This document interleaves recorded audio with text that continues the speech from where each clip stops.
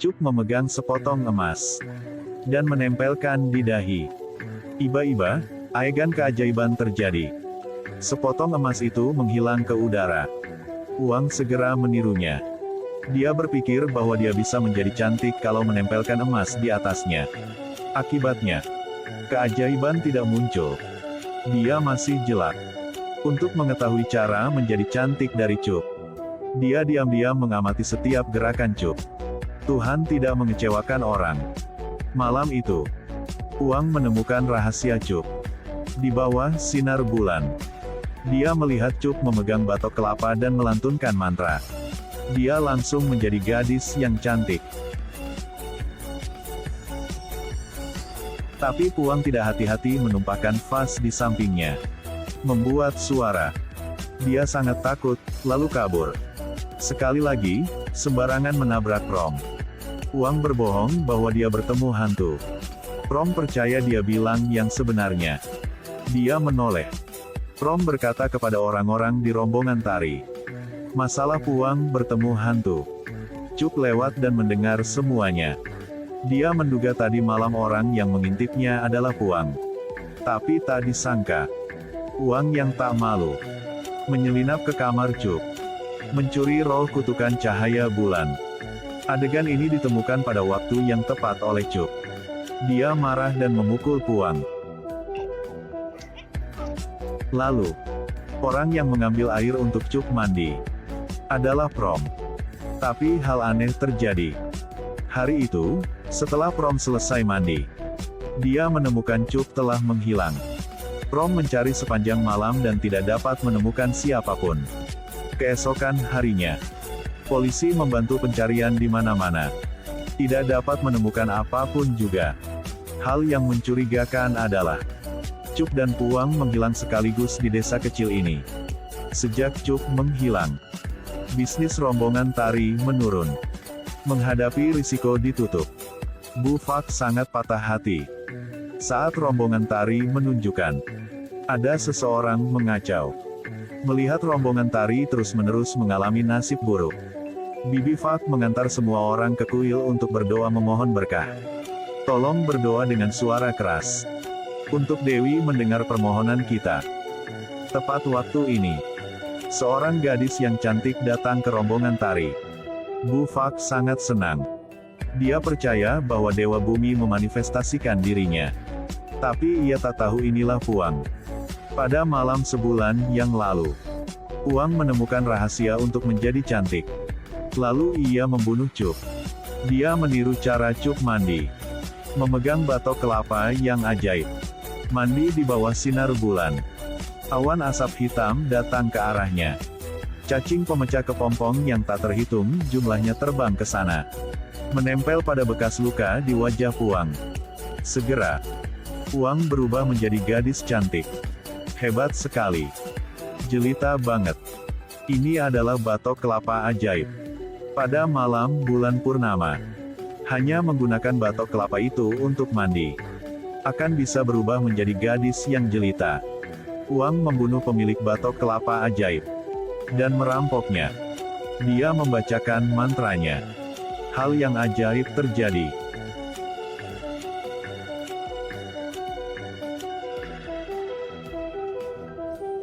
Bekas luka mata Puang menghilang. Waktu ini, kulitnya lebih cantik dari salju. Sangat cantik. Puang dengan kebencian. Dengan identitas baru. Kembali ke rombongan tari. Bu Fak sangat senang. Kalau Puang tetap tinggal, pasti dapat membantu rombongan tari pulih. Puang sangat arogan. Dia mengambil alih kamar yang Cuk berada sebelumnya. Lalu, salahkan Pom adalah pembunuh Cuk. Cit sangat marah. Kamu sangat kejam. Hati-hati, Anda akan ditangkap oleh iblis. Tapi Puang sangat menyukai Cit. Tep dia tak tahu. Sejak dahulu sampai sekarang, Cit dan Prom hidup sebagai suami istri. Tapi keduanya sebenarnya bersaudara. Puang tidak tahu yang sebenarnya. Dia selalu mempersulit Prom. Dia minta Prom untuk melayani kehidupan sehari-harinya. Bupa juga memperingatkan Prom. Tidak bisa menyinggung Puang. Anda tidak boleh melanggar perintah Puang. Pada hari itu, Puang datang ke rombongan tari untuk tampil lebih awal. Tapi ketika ia make up, irisan emas di dahi tidak hilang. Dia tidak mengerti apa yang sedang terjadi. Dia masih tampil. Berkat tarian yang indah dan visual yang luar biasa, Puang dengan cepat menarik perhatian semua orang. Dia mengetahui Chit sakit. Puang buru-buru datang ke rumah Chit. Dia menyentuhnya. Chit sangat kesal. Plot Puang hampir berhasil.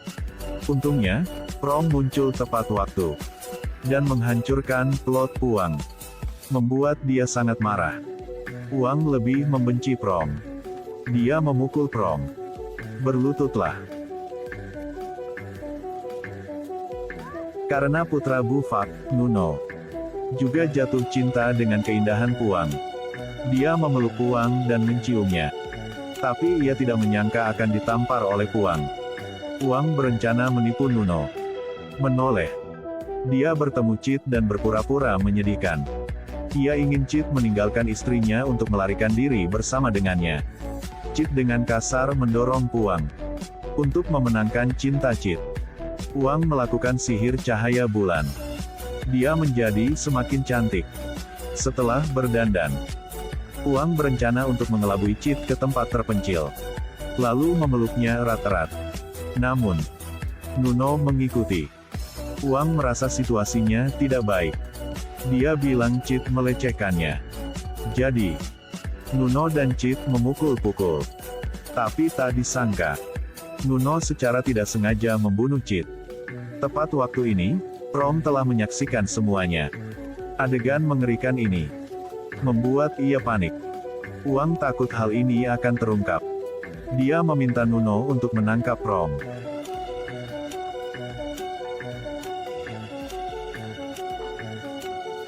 Di malam hari, kedua bersaudara itu dibunuh dan dibuang ke sungai. Tidak yakin hidup atau mati, Puang dan Nuno khawatir. Mereka panik dan meninggalkan. Tapi setelah ia pulang, Puang menemukan gelangnya telah menghilang. Dia diam-diam kembali ke TKP. Tidak peduli bagaimana dia mencari, ia tidak dapat menemukan gelang yang hilang. Karena Prom dan Chit tiba-tiba menghilang, polisi melakukan penggeledahan. Tapi tidak ada yang ditemukan. Polisi pun tidak dapat menemukan Prom. Ia sangat sedih. Sendirian di rooftop. Prom, Anda sedang di mana? Di sini. Setelah Prom dibuang ke sungai, dia belum mati. Dia diselamatkan oleh seorang wanita tua yang baik hati. Prom memberitahunya tentang apa yang terjadi padanya. Wanita tua itu menghiburnya. Prom ingin lapor polisi tentang kematian saudaranya. Tapi wanita tua itu menyarankan. Tidak yakin apakah polisi telah menghukum mereka. Dia ada cara yang lebih baik. Wanita tua itu mencari penyihir untuk bertanya bagaimana membuat sihir cahaya bulan. Ternyata, identitas asli wanita tua itu adalah Cup. Puang pikir Cup sudah mati. Dia membuang Cup ke sungai. Tak disangka, Cup belum mati. Tapi karena ia belum mandi, jadi Cup langsung menua. Berubah menjadi wanita tua. Karena ia sangat sedih. Dia biasa menangis seperti suara setan di malam bulan purnama. Dia tahu Prom juga dirugikan oleh Puang. Dia berkata dengan Prom, "Aku punya cara untuk membuatmu cantik. Apalagi, tidak ada yang bisa mengenali penampilan sebelumnya. Syaratnya kamu jangan khianati aku." Prom dengan senang hati setuju. Pada malam gerhana, ini adalah kesempatan langka untuk memenuhi kutukan cahaya bulan. Wanita tua itu mulai melantunkan mantra. Prom bermandikan sinar bulan. Sihir yang efektif. Kupu-kupu yang tak terhitung jumlahnya berkibar seperti sayap kristal, mendarat di tubuh Prom.